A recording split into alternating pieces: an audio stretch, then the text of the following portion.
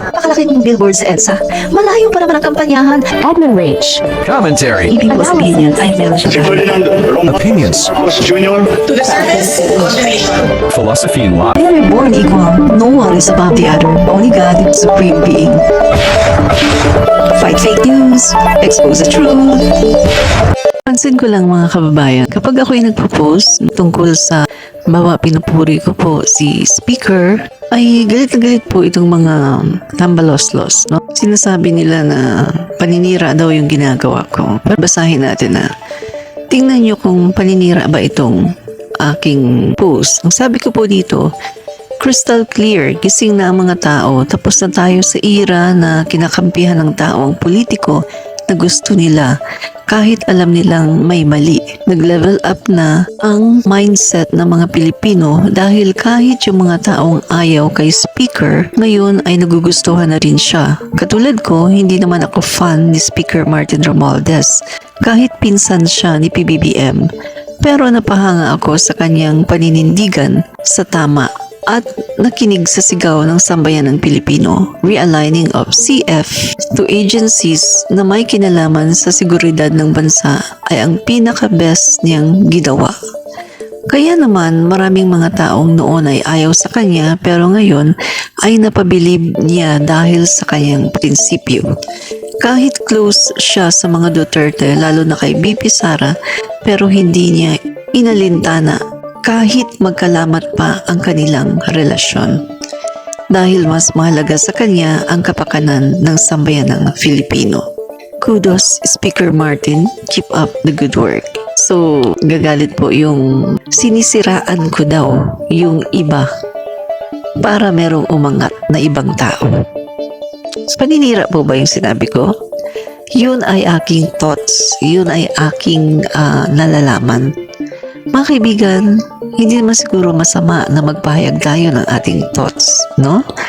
Mga kaibigan, democratic country tayo. Huwag dapat maging diktador. Kung paninira lang, mga kaibigan, eto ang isang sure na paninira sa ating presidente, no? Ang speechwriter po ni Sara Duterte. Tingnan niyo po yung kanyang mga banat kay PBBM na talagang below the belt. So, eto ang talagang kitang-kita na naninira. Si Tio Moreno, ang speechwriter ni VP Sara. Ang sabi po niya dito sa isang post niya, I don't care if I'll get banned by posting this, but it's true. He is a weak leader. Hashtag Marcos Duwag. Hashtag Marcos Magnanakaw. Hashtag Marcos Sinungaling. Ito pa ang sabi niya.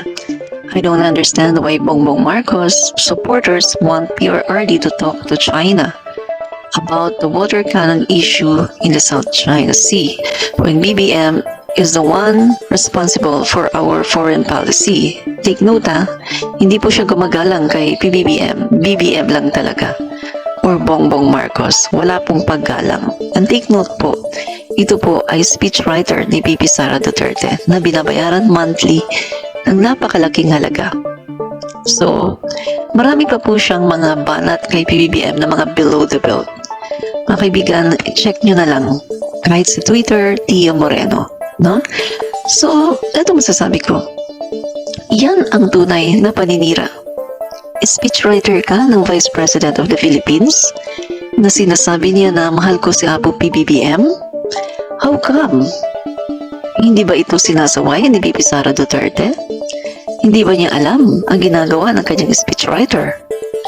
How come yung ginawa ng mga few, very few vlogger na supporter ni VP Sara na nag-post sila ng green ribbon? Sa mga gumawa ng green ribbons bilang pagpapahayag ng suporta sa akin. Naiintindihan po ang inyong pagkadismaya at galit hinggil sa mga isyu tulad ng pakikialam sa budget at usapin ng confidential fund. How come na nalaman yun ni VP Sara? Katiting lang yun, kaunting-kaunti lang yung nag-post ng green ribbon. Samantalang ito, speechwriter niya. Hindi ba niya man lang nasisilip ang Facebook ng kanyang speechwriter? Wala man lang bang nakakarating sa kanya na, oh, BP, yung speechwriter mo, binabanatan si PBBM. How come? Bakit hindi niya ito sinasaway? Bakit hindi niya pinipigilan?